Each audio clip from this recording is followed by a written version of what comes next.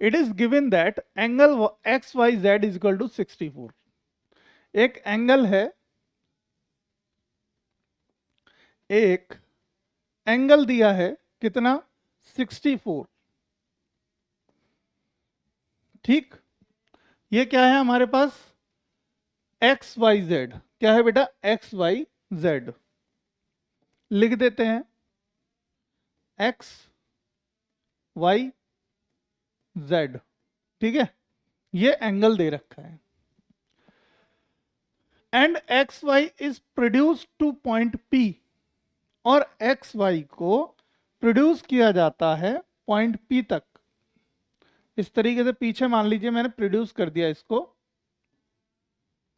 Point P तक, point P तक इसको हमने क्या कर दिया, प्रोड्यूस कर दिया। पीछे लाइन ही तो है, कहीं भी ले जा सकते हो। ठीक, अब आगे बढ़ो।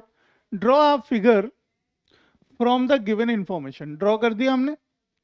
If ray Y Q bisect angle Z Y P, Z Y P angle को बाइसेक्ट करती है एक रे। कौन सी रे, वाई क्यू, यानी कि एक रे है यहाँ पे। यहाँ पे क्या है, बेसिकली इस एंगल को क्या कर रही है, एक रे बाइसेक्ट कर रही है। और बाइसेक्ट का मतलब सब समझते होंगे कि बाइसेक्ट का मतलब क्या होता है बेटे बच्चों। बाइसेक्ट का मतलब होता है इस एंगल और इस एंगल को बराबर दो हिस्सों में बांट रही है। और ये लाइन ये क्या है, वाई क्यू, ये क्यू है। ये हो गया आपका कंप्लीट फिगर। क्या हो गया, कंप्लीट फिगर हो गया। अब बढ़ते हैं हम सॉल्यूशन की ऊपर। अब हमें देखो निकालना क्या है, एक ये निकालना है और एक ये निकालना है। अब देखो सबसे पहले जो तो दे रखा है उसको नोट डाउन कराएंगे। तो हमें क्या क्या दे रखा है, गिवन। गिवन है मेरे बच्चों, देखो X angle X Y Z is equal to 64 degree.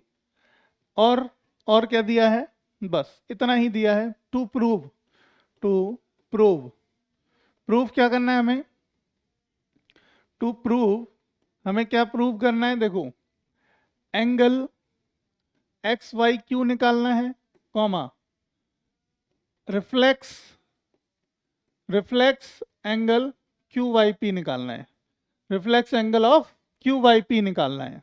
ये दो एंगल हमें यहाँ पे नोट डाउन कराने हैं, निकालने हैं, कैलकुलेट करने हैं मेरे बच्चों। ठीक है, साफ साफ समझ में आ रही है क्वेश्चन आप लोगों को, क्वेश्चन क्लियर है, जल्दी से बताओ अगर क्वेश्चन इतना क्लियर है हमारा तो। देखिए मान लेते हैं इसको एंगल 1 और एंगल 2, इसे मान लेते हैं एंगल 1, इसे मान लेते हैं एंगल 2। अब तीनों एंगलों का सम यानी 1 2 और इसका, देखो मेरी बात को समझना, angle 1 plus angle 2 plus angle 64, जो 64 एंगल दे रखा है, तीनों का सम किसके बराबर होगा बेटा, 180। ठीक है, लीनियर पेयर है, या फिर कह लो कि angle on straight line, straight line ASL, angle on straight line. Clear है इतना बात। अब देखो जब ये दोनों एंगल मेरे बराबर हैं, किसके, ये दोनों एंगल मेरे बराबर हैं, तो दोनों में से किसी को भी एक को रिप्लेस कर लेते हैं एक से। तो एंगल 1 प्लस एंगल 1 प्लस ये कितना है 64 बराबर 180, उधर ले जाओ तो twice of angle 1, twice of angle 1 plus twice of angle 1 equal 180 minus 64। तो 180 में से माइनस कर दो 64, कितना आ जाएगा 116।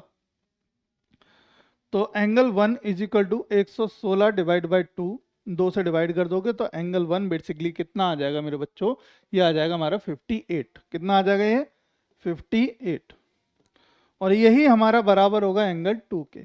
तो दोनों एंगल हमारे कितने के निकल के आ गए, 58 58 58।